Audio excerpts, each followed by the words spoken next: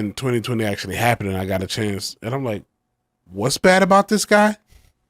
Was there something in particular that happened, like in the news? I think it was called what's the thing called where he gave money to the black colleges? The HBC, the HBCUs came to him and said, "You can just don't keep coming back to me. I like you, but just take the money." Yeah, because Obama kept making him come back every year. That's what he said. Yeah, that was crazy.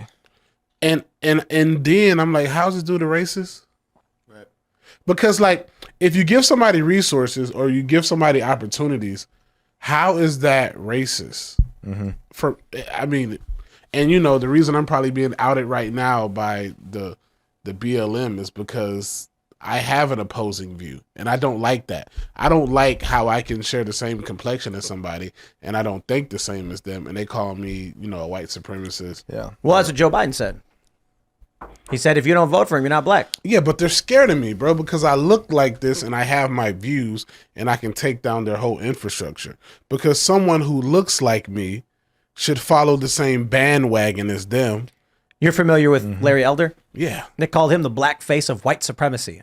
Like, what does that even mean? Yep. It's just like, we're going to say words to shock and offend people. They called me a white supremacist this week. How's it feel? Why? Because of the GF joke. George Floyd. Start calling you a white. white. You can say, I didn't. And I did a podcast with Willie D explaining myself. And I told them about an interaction I had with the KKK. Where when I was in Georgia, I can say that? When you were with KKK, I was going to ask you if you knew Daryl Davis. No. Oh, the black dude who transformed. Yeah. They called. I don't know that they called him a white supremacist. I think they do call him a white supremacist.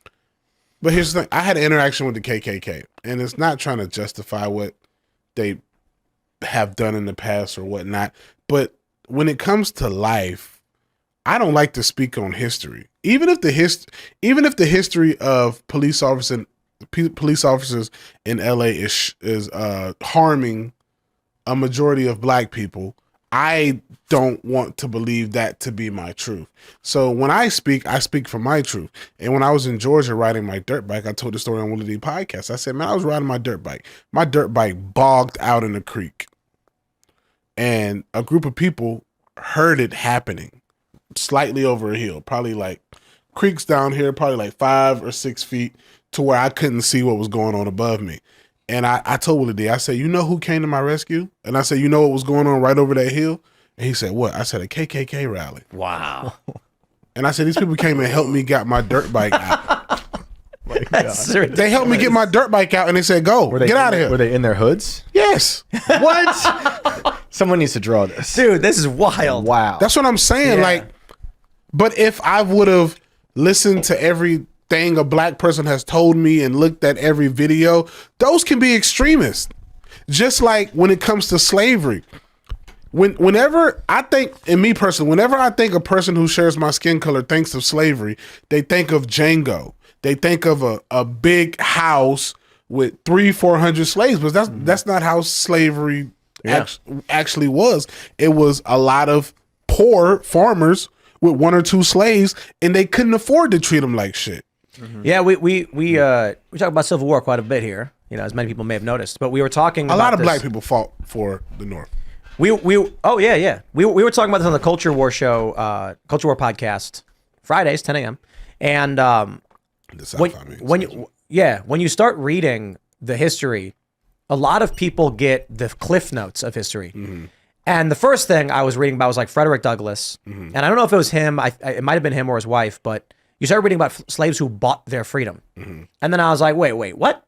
How does that make sense? You're a slave. You're owned. You can't. Well, the reality was slavery just meant you were property of someone else. They controlled everything you did. But this didn't mean that you were on a plantation working on a farm. They could have you do anything they wanted. So they were like shoemakers. They were slaves. A guy would walk into the store and he'd be like, I'd like to have some shoes made. And there would be a slave making shoes. And slave owners would let the slaves take cash and make money for themselves to buy their own food because it was easier than slave owners managing everything for them. I'm not saying this as if it's like a good thing or it's like it wasn't as bad. No, I'm saying it's worse.